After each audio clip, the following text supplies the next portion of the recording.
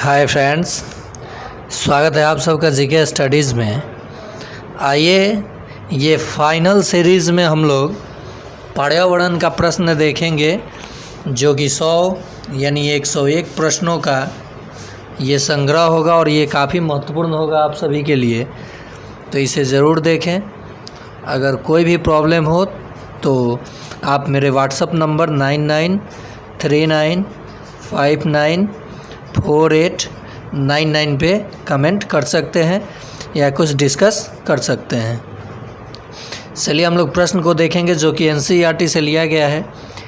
निम्न में से कौन सी एक प्रमुख प्राकृतिक स्थलाकृति नहीं है?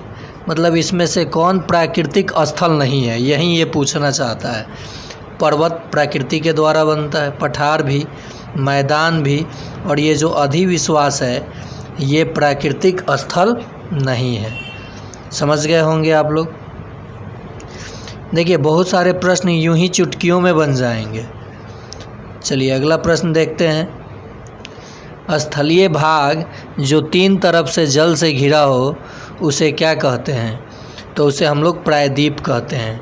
क्या कहते हैं? प्रायद्वीप। ये सेशन थोड़ा फास्ट होगा, आप लोग केवल ऐसे देखते जाइए। कम ढाल वाले ऐसे ऊंचे चौड़े भूभाग जो ऊपर समतल होते हैं क्या कहलाते हैं? तो इन्हें पठार कहा जाता है। और दुनिया का छत पामीर का पठार है। पामीर का पठार। ठीक है, चलिए अगला प्रश्न देखते हैं। वृष्टि छाया प्रदेश स्थित होते हैं, तो ये पौनी मुखी भाग की तरफ वृष्टि छाया क्षेत्र, छाया प्रदेश स्थित होते हैं। एक ट्रिक मैं आपको बता रहा हूँ, अगर आपको प्रश्न का आंसर ना पता हो तो जो सबसे बड़ा ऑप्शन होगा उसे टिक कीजिएगा, और उपर्युक्त में से सभी होगा तो उसे टिक कीजिएगा। लेकिन यहाँ मुझे आंसर पता था कि वृष्टि छाया प्रदेश स्थित है तो पौनी मुखी भाग की तरफ, तो ये आंसर हम कर दिए। नहीं पता होता तो उपर्युक्त सभी के साथ, तो यह बड़ा ऑप्शन चला गया। चलिए अगला प्रश्न देखते हैं। गोखुर झील का निर्माण कैसे होता है? तो देखिए इसमें बड़ा ऑप्शन सही ऑप्शन। जब नदी अपने विसर्प को त्याग कर सीधा रास्ता पकड़ लेती है तब नदी का अपशिष्ट भाग गोखुर झील कहलाता है। चलिए अगला प्रश्न देखते हैं। गोखुर झील का उदाहरण है, तो जो ये वुलर झील है ये गोखुर झील का उदाहरण है। अगला प्रश्न देखते हैं। क्रेटर झील या ज्वालामुखी क्रिया से निर्मित झील का उदाहरण है, तो महाराष्ट्र का लोनार झील और विक्टोरिया झील अफ्रीका, ये दोनों जो है, यहाँ मैं बता दूं आपको, ये दोनों के दोनों जो हैं ये क्रेटर झील या ज्वालामुखी क्रिया से निर्मित झील है। तो लोनार झील कहाँ है? तो महाराष्ट्र, और विक्टोरिया झील तो अफ्रीका। देखिए अफ्रीका महाद्वीप ही ऐसा महाद्वीप है जहाँ से तीनों रेखाएं गुजरती हैं, विषुवत रेखा, कर्क रेखा और मकर रेखा। क्या कहते हैं? मकर रेखा। चलिए अगला प्रश्न देखते हैं।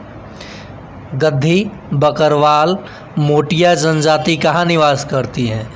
तो ये निवास करती हैं हिमालय क्षेत्रों में। कहाँ? हिमालय क्षेत्रों में।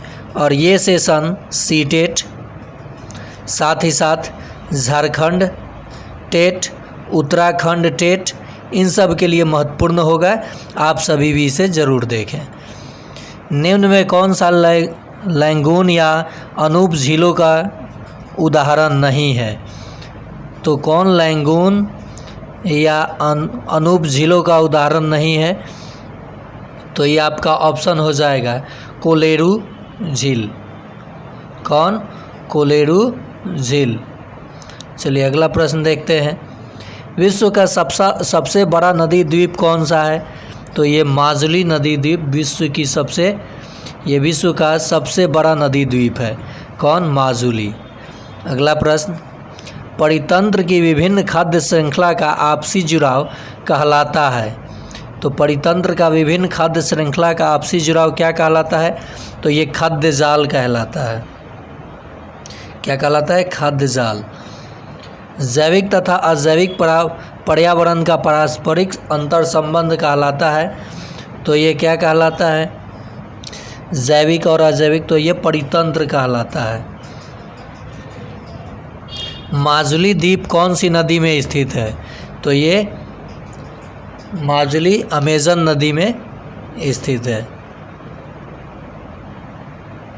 चलिए अगला प्रश्न देखते हैं। पृथ्वी का वह भाग जहाँ जीवन है कहलाता है। तो क्या कहलाता है? जैवमंडल कहलाता है। क्या कहलाता है? ये जैवमंडल कहलाता है। उष्णकटिबंधीय चक्रवातों को संयुक्त राज्य अमेरिका में क्या कहा जाता है? तो यहाँ हरिकेन कहा जाता है। क्या कहा जाता है? हरिकेन। अगला प्रश्न, वायुयान किस परत में उड़ते हैं? तो ये समताप मंडल में उड़ते हैं और इसी मंडल में ओजोन लेयर भी होता है, जिसकी माप डॉप्सन इकाई में होती है। किसमें? डॉप्सन में। ये पराबैंगनी किरणों से बचाता है। CFC के कारण इसका क्षय होते जा रहा है, क्लोरोफ्लोरोकार्बन, जो रेफ्रिजरेटर से निकलता है। नेक्स्ट, उष्णकटिबंधीय चक्रवातों को चीन व जापान में क्या कहा जाता है? तो चीन और जापान में इसे टाइफून कहा जाता है। क्या कहा जाता है? टाइफून कहा जाता है। उष्णकटिबंधीय चक्रवातों को चीन और जापान में क्या कहा जाता है? टाइफून। अमेरिका में हरिकेन और विली विली ऑस्ट्रेलिया में क्या कहा जाता है? Willy willy. आगे प्रश्न आपको मिलेगा। उष्णकटिबंधीय चक्रवातों को ऑस्ट्रेलिया में क्या कहा जाता है? कमेंट में इसका जवाब आप लोग ज़रूर देंगे। और सारे जितना ब्रह्मास्त्र था मेरा, EVS का, गणित का, इंग्लिश का, हिंदी का, ये 5 दिन जो नहीं भी पढ़े हैं, अगर 5 डेज़ आप इस सेशन को देख जाते हैं तो निश्चित ही सक्षमता 150 में 100+ अंक आपका कोई नहीं रोकेगा। ये मेरा वादा है। मैं पूरा अपना एफर्ट दे दूंगा, पूरा अपना ब्रह्मास्त्र लगा दूंगा, ताकि वो ब्रह्मास्त्र आपके एग्ज़ाम में काम कर जाए। वायुमंडल में सर्वाधिक मात्रा में कौन सी गैस पाई जाती है? तो ये नाइट्रोजन। अगला प्रश्न, उष्णकटिबंधीय चक्रवातों को कैरेबियन सागर और मैक्सिको में क्या कहा जाता है? तो टॉर्नेडो कहा जाता है। देखिए, हरिकेन अमेरिका में, तो कैसे याद रखिएगा? हरीचा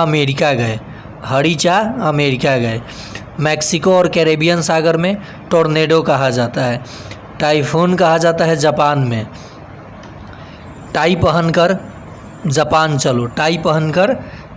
चलो, तो टाइफून कहाँ कहा जाता है? जापान में। और विली विली ऑस्ट्रेलिया में।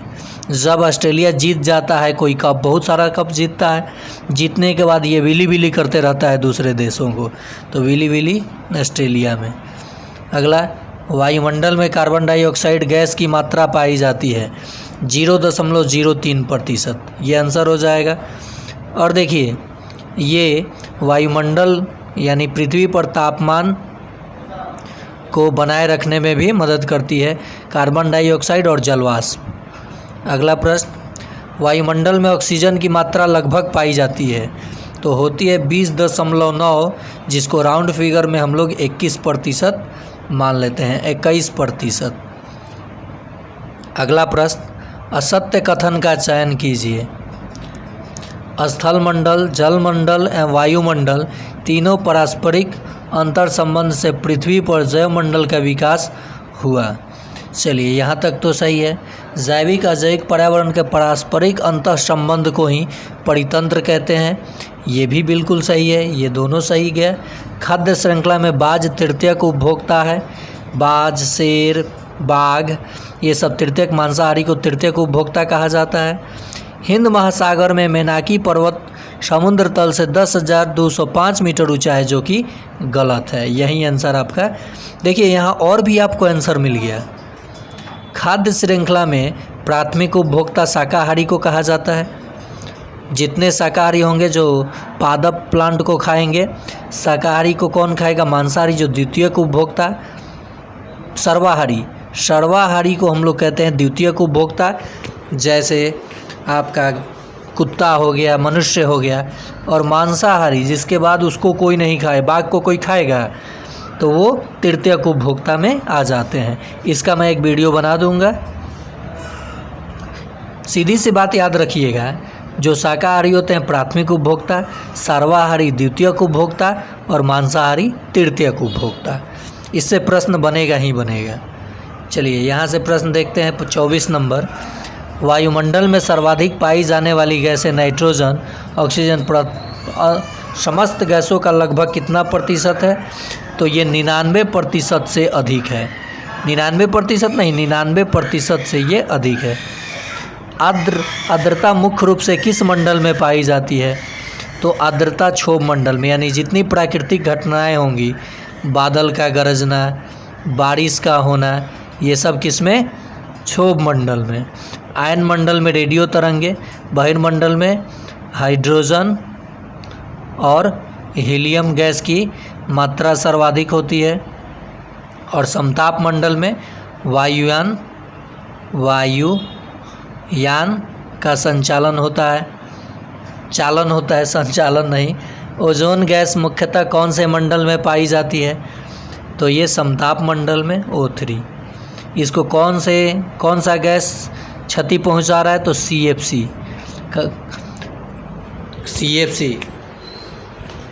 ठीक है, याद रखिएगा, ये रेफ्रिजरेटर से निकलने वाला गैस है, क्लोरोफ्लोरोकार्बन। अगला प्रश्न, ऑक्सीजन का अधिकांश भाग किस परत में पाया जाता है? तो ये क्षोभ मंडल में ही ऑक्सीजन का अधिकांश भाग पाया जाता है। अगला प्रश्न, सूर्य से आने वाली पराबैंगनी किरणें अल्ट्रावायलेट रेज का अवशोषण कौन सी गैस करती है? तो ये ओजोन करती है, जो कि हमें त्वचा कैंसर से बचाती है। निम्न में से असत्य कथन को चुनिए। स्थल का वह भूभाग जहाँ मुख्य नदी और उसकी सहायक नदियाँ बहती हैं, वह क्षेत्र नदी बेसिन कहलाता है। आगे देखते हैं, मैदान की समुद्र तल से ऊंचाई 300 मीटर से कम होती है। आगे देखते हैं, तीस्ता नदी गंगा की सहायक नदी है। ये है गलत, यानी यही आंसर, गंगा की सहायक नदी तीस्ता नहीं है। चलिए आगे प्रश्न देखते हैं, अंतरिक्ष से आने वाले उल्कापिंड किस परत में जल जाते हैं? आपको यहाँ बताना है। तो ये मध्य मंडल में, देखिए मध्य में जो होगा वो क्या करेगा? दाब देगा, किसी को ही पकड़ के क्या करेगा? दाब देगा। तो अंतरिक्ष से आने वाले उल्कापिंड किस परत में आके जल जाते हैं? तो कहिएगा मध्य मंडल में आके चपा जाते हैं। ऐसे याद रख जाइएगा। याद रखने के लिए कोई अपना ट्रिक लगाइए। और हाँ, अभी आपको लग रहा होगा कि परीक्षा में क्या पूछेगा, कैसे पूछेगा, लेकिन आप मेरे चैनल को देखे हैं अगर, गणित का भी वीडियो, इंग्लिश हिंदी का वीडियो, या आप ये पर्यावरण का वीडियो, तो जब जाइएगा एग्ज़ाम में प्रश्न जब मिलेगा तो हिंदी और इंग्लिश दोनों लैंग्वेज में रहेगा, तो थोड़ा सा कंफ्यूज आप होइएगा। लेकिन आप जब ऑप्शन और प्रश्न देखिए तो कहेगा अरे तो हम जानते हैं, और उस समय आपका मनोबल पूरा ऊंचा हो जाएगा। साथ ही साथ मैं अंतिम बार बताऊंगा कि कैसे आपको एग्ज़ाम में ऑनलाइन एग्ज़ाम देना है और कैसे समय को मैनेज करके सारे प्रश्न को टच करना है, क्योंकि निगेटिव मार्किंग आपका नहीं है। सबसे बेस्ट अपॉर्चुनिटी मार्क्स लाने का वहाँ है कि निगेटिव नहीं है। चलिए नेक्स्ट, तापमान की इकाई कहलाती है?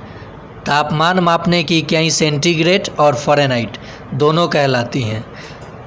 मनुष्य का सामान्य तापमान बॉडी का होता है 37 डिग्री सेल्सियस, और जब इसे फ़ारेनहाइट में बदलिएगा तो 98.6 डिग्री फ़ारेनहाइट। तो ये दोनों हो जाएगा 1 और 3। और तापमान मापा जाता है थर्मामीटर से। आजकल क्या आ गया है? डिजिटल थर्मामीटर भी आ गया है। तो थर्मामीटर तापमान मापने वाला, बुखार नापने वाला यंत्र है। वायु की गति बताने वाले यंत्र को क्या कहते हैं? तो इसे एनीमोमीटर कहते हैं। और द्विक सूचक ये दिशा बताता है, दिशा। सिस्मोग्राफ, भूकंप से जुड़े जानकारी, भूकंप। नेक्स्ट, पछुआ पौने किस ओर चलती है? तो उत्तर पूर्व की ओर चलती है। पछुआ पवनें किधर चलती है? तो ये उत्तर पूर्व की ओर चलती है। कौन सी अस्थाई पवन का प्रकार नहीं है? तो पछुआ पवन, ट्रेंड विंड, पोलर विंड या जल समीर।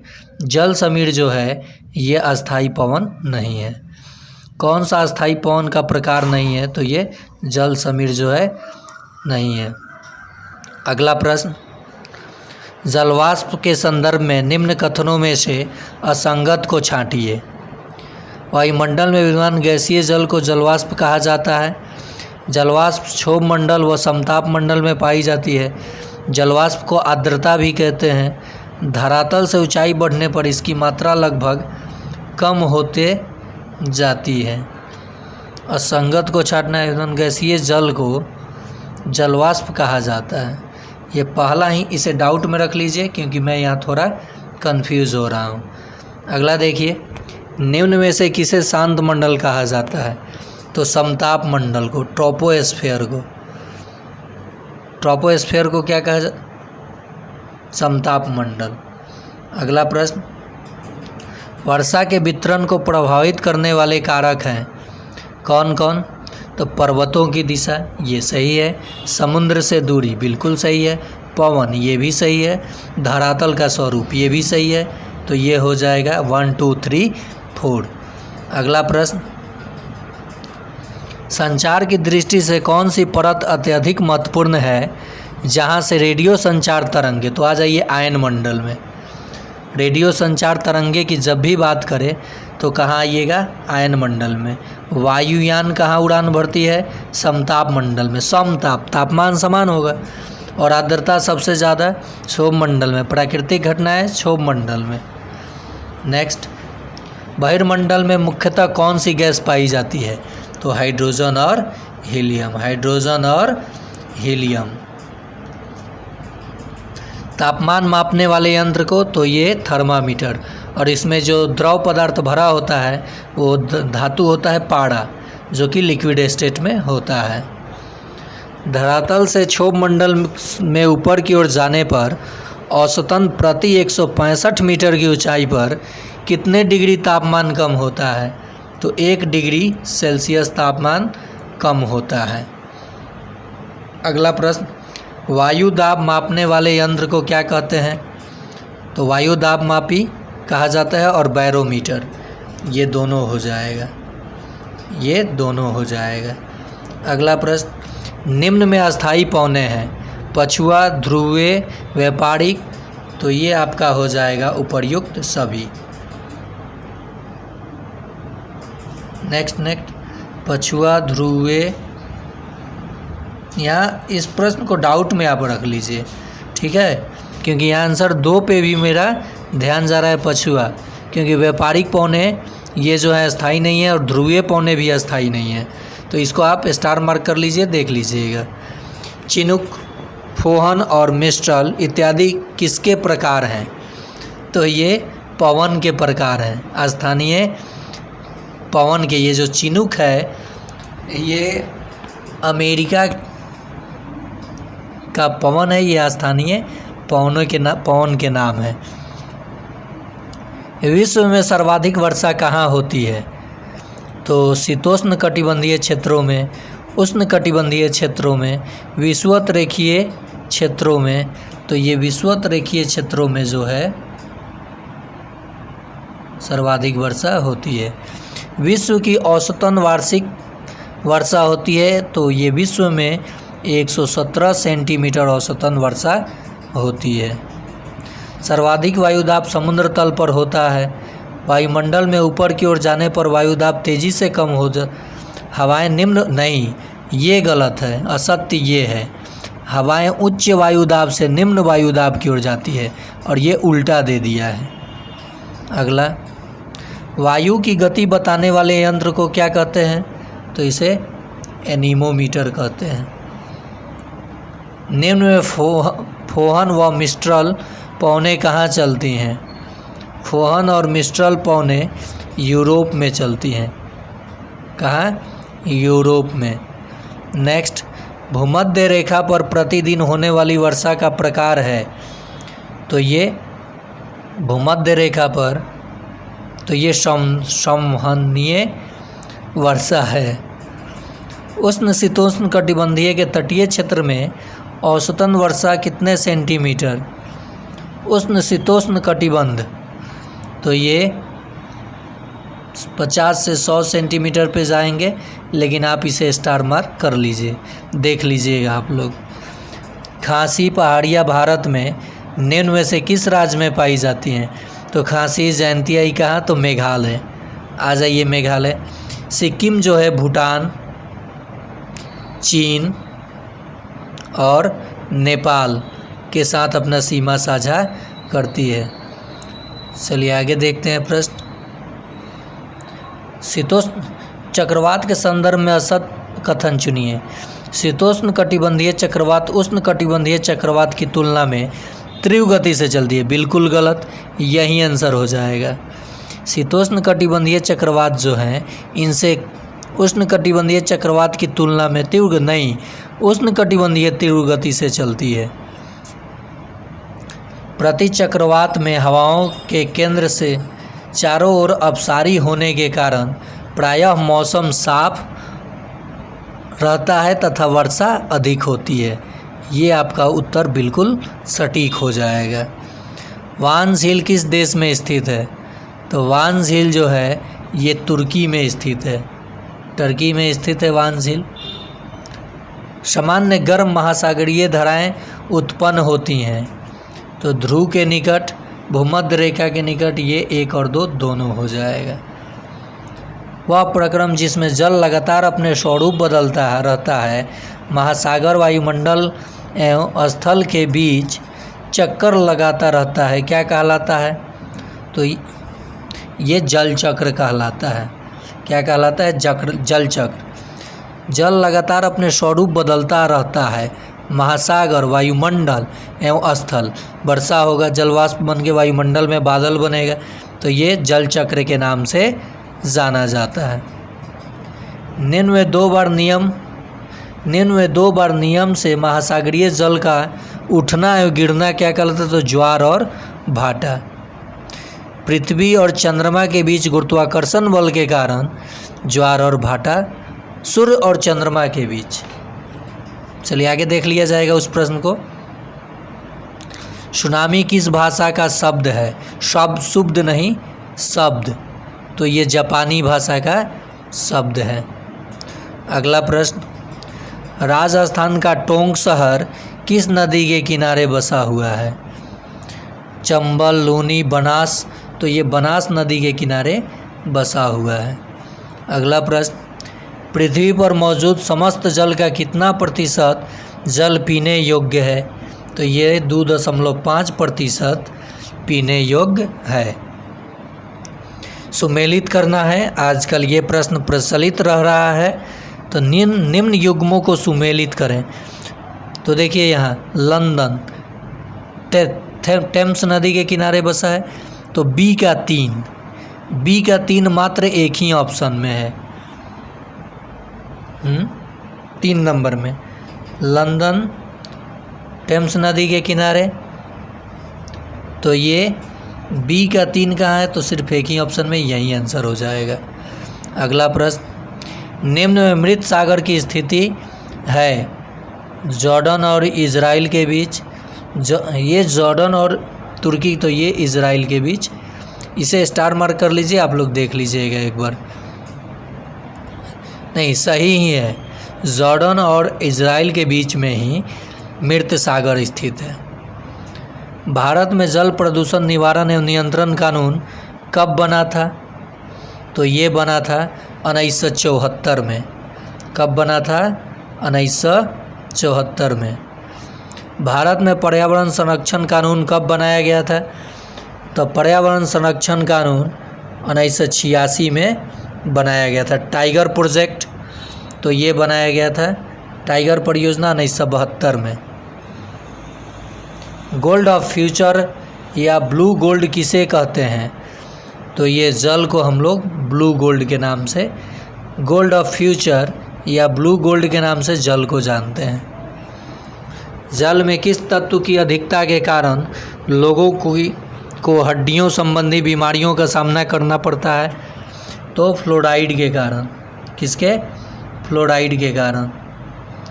विश्व की प्राचीन सभ्यताएं माया और एज़टेक किस महाद्वीप से संबंधित है? तो ये उत्तरी अमेरिका से संबंधित है। किससे?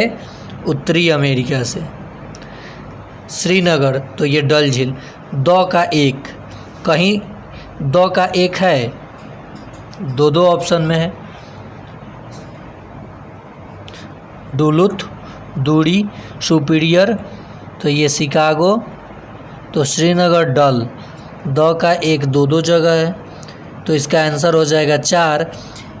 एक औ का हो जाएगा 4 नंबर, यानी शिकागो तो दूरी, डुलुथ तो सुपीरियर। चलिए अगला प्रश्न देखते हैं। स्थल एवं समुद्र के मध्य कृत्रिम बांध द्वारा भूमि को सुरक्षित करना हो जाएगा है पोल्डर कहलाता है। पोल्डर किस देश में पाए जाते हैं? तो इस प्रश्न का आंसर मुझे नहीं पता है, आप देख लीजिएगा। वह भूमि जिस पर फलदार वृक्ष लगाए जाते हैं उसे क्या कहा जाता है? तो कृषि भूमि कहा जाता है। नेक्स्ट, सहारा अफ्रीका के किस भाग में स्थित है? तो ये उत्तरी भाग में स्थित है। कहाँ? उत्तरी भाग में। रेगिस्तान की विशेषता क्या है? तो ये विरल वनस्पति इसकी विशेषता है। अगला प्रश्न, सहारा किस प्रकार का रेगिस्तान है? तो सहारा गर्म रेगिस्तान है। दुनिया का सबसे बड़ा रेगिस्तान सहारा ही है। लद्दाख में हेमिस प्रसिद्ध है। हेमिस किस लिए प्रसिद्ध है लद्दाख में? तो बौद्ध मठ के लिए। किसके लिए? बौद्ध मठ के लिए। मिस्र निम्न में से किस फसल हेतु प्रसिद्ध है? तो जो मिस्र है वो कपास के फसल के लिए प्रसिद्ध है। लद्दाख रेगिस्तान के अधिकांश भाग में लद्दाख रेगिस्तान के अधिकांश निवासी हैं बौद्ध एवं मुसलमान। कौन? बौद्ध एवं मुसलमान।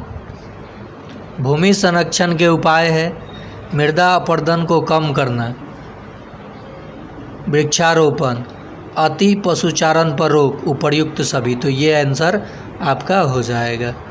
पश्चिमी राजस्थान में मरुस्थल के विस्तार को रोकने के लिए काजरी केंद्रीय शुष्क क्षेत्र अनुसंधान केंद्र की स्थापना कहाँ की गई? तो ये जोधपुर या उदयपुर, इन्हीं दोनों में से ऑप्शन होगा। तो इसे आप देख लीजिएगा क्योंकि मैं एग्जैक्ट 100% कंफर्म नहीं हूँ। बेकार पड़ी वह भूमि जिसे कृषि योग्य क्षेत्र में बदला जा सकता है क्या कहलाती है? तो ये बंजर भूमि कहलाती है।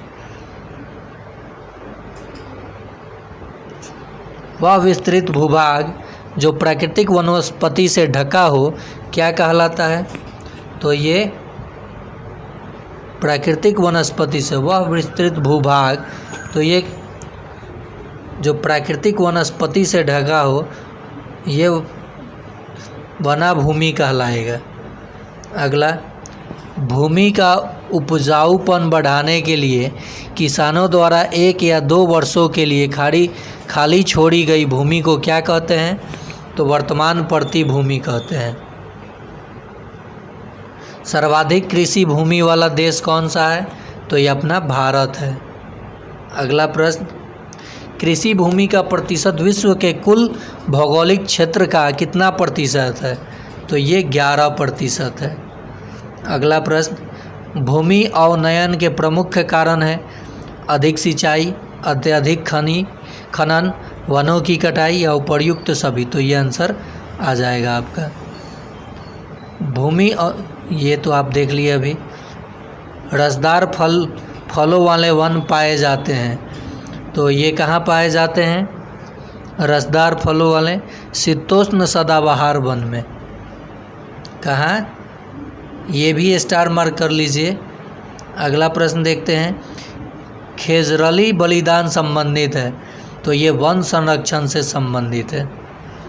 अमृता देवी बिश्नोई खेजरी के पेड़ को बचाने के लिए जो राजस्थान का पेड़ होता है, अपना जान निछावर कर दी थी, तो वहीं खेजरली बलिदान संबंधित है वन संरक्षण से।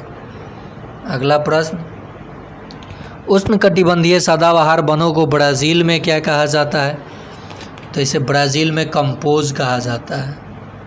अगला प्रश्न, उष्णकटिबंधीय सदाबहार वन कहाँ होते हैं? तो विषुवत रेखा के दोनों ओर 10 डिग्री और 10 डिग्री उत्तरी और दक्षिणी अक्षांश तक। ये बिल्कुल सही हो जाएगा।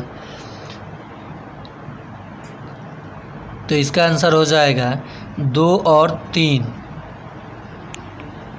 2 और 3। चलिए अगला प्रश्न देखते हैं। कनाडा में कोनधारी अथवा शंकुधारी वनों को क्या कहा जाता है? तो इसे कनाडा में टैगा कहा जाता है। टैगा। फलों की कृषि के कारण किस प्रदेश को विश्व फलोद्यान कहा जाता है? तो ये स्टार मार्क कर लीजिए, आप देख लीजिएगा। उत्तरी गोलार्ध के उच्च अक्षांश 50 डिग्री से 70 डिग्री के मध्य कौन से वन पाए जाते हैं? तो ये उष्णकटिबंधीय सदाबहार वन पाए जाते हैं। निम्न में कौन सा घास का मैदान शीतोष्ण नहीं है? तो जो ये आपका पंपास है, ये शीतोष्ण नहीं है। आटाकामा मरुस्थल किस भाग में स्थित है? आटाकामा, तो ये उत्तरी अमेरिका में स्थित है। इसे आप लोग स्टार मार्क करके देख लीजिएगा सर्च करके, क्योंकि इसमें मैं कंफर्म नहीं हूँ। दक्षिण अफ्रीका में शीतोष्ण घास के मैदान किस नाम से? अफ्रीका के सवाना, अफ्रीका है ना, दक्षिण अफ्रीका में शीतोष्ण, तो डाउन्स, ऑस्ट्रेलिया वाले बाउंसर में ये वेल्ड कहा जाता है। क्या? वेल्ड। निम्न में कौन सा मरुस्थल उष्णकटिबंधीय मरुस्थल के वनों में नहीं आता है? तो ये कौन है? आटाकामा ही होना चाहिए। देख लीजिएगा, इस प्रश्न का जवाब आप लोग कमेंट में दीजिएगा। और आज का रहा ये सेशन SCERT से लिया गया है।